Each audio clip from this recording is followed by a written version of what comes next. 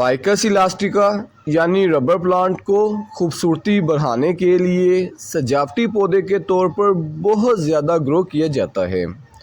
अगर आप इस प्लांट को छोटे साइज़ में ग्रो करना चाहते हैं तो इन्हें छोटे गमलों में ग्रो करें, इससे इनकी नशोनुमा महदूद हो जाएगी।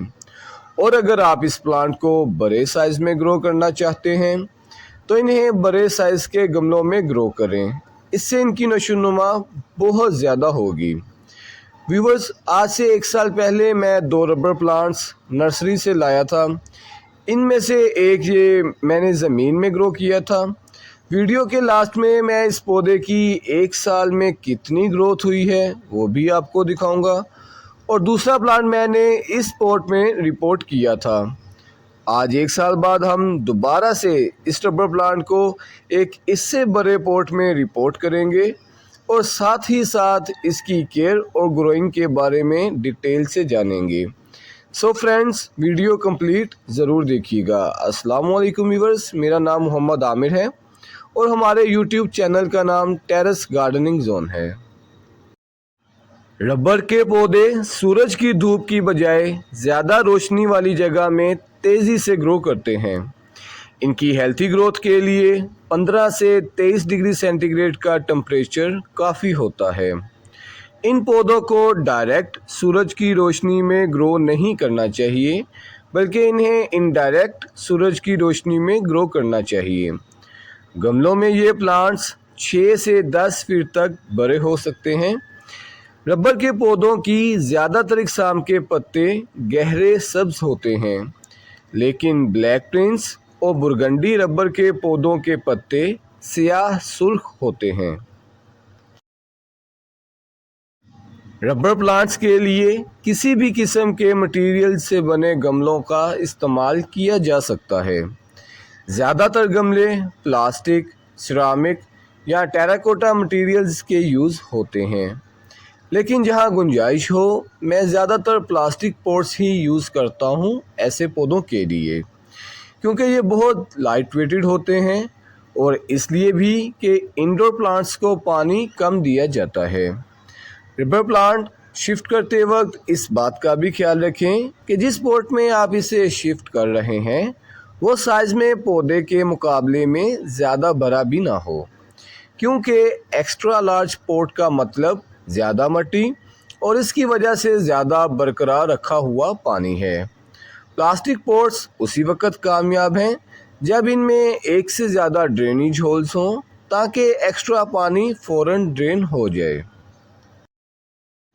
रबर प्लांट्स को पानी देने की तरतीब हर मौसम में बदलती रहती है।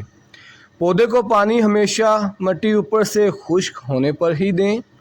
ग्रोइंग सीज़न यानी मौसम बहार और गर्मियों में रेगुलर वाटरिंग करें, और बिल्कुल इसी तरह ऑफ सीज़न यानी मौसम ख़ज़ां और सर्दियों में पानी 2 से 3 वीक बाद ही ज़रूरत के मुताबिक दें।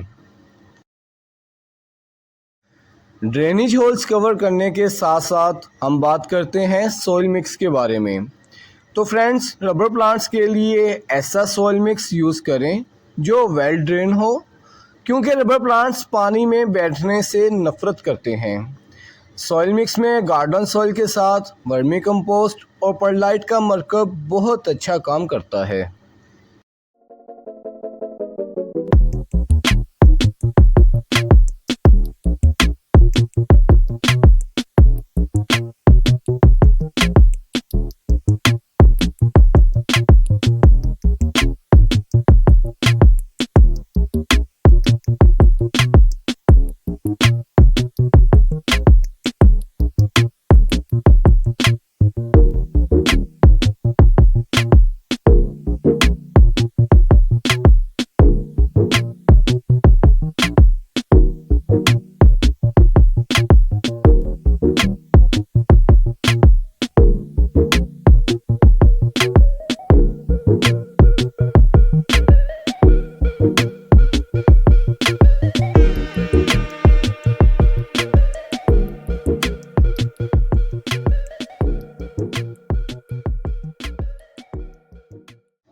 फ्रेंड्स, जो पौधा मैंने ज़मीन में ग्रो किया था 1 साल बाद आप इसकी ग्रोथ को देख सकते हैं।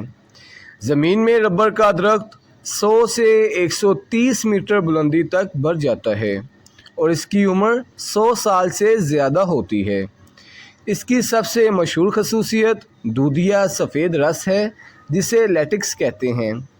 इस लेटेक्स को रबर बनाने के लिए पहले बहुत ज़्यादा इस्तेमाल किया जाता था। जब दरख्त की एज 6 साल से ज़्यादा होती है तो इस लेटेक्स को इस्तेमाल में लाया जा सकता है। और फ्रेंड्स, प्लांट शिफ्टिंग के आफ्टर 1 मंथ ही आप रिज़ल्ट देख सकते हैं।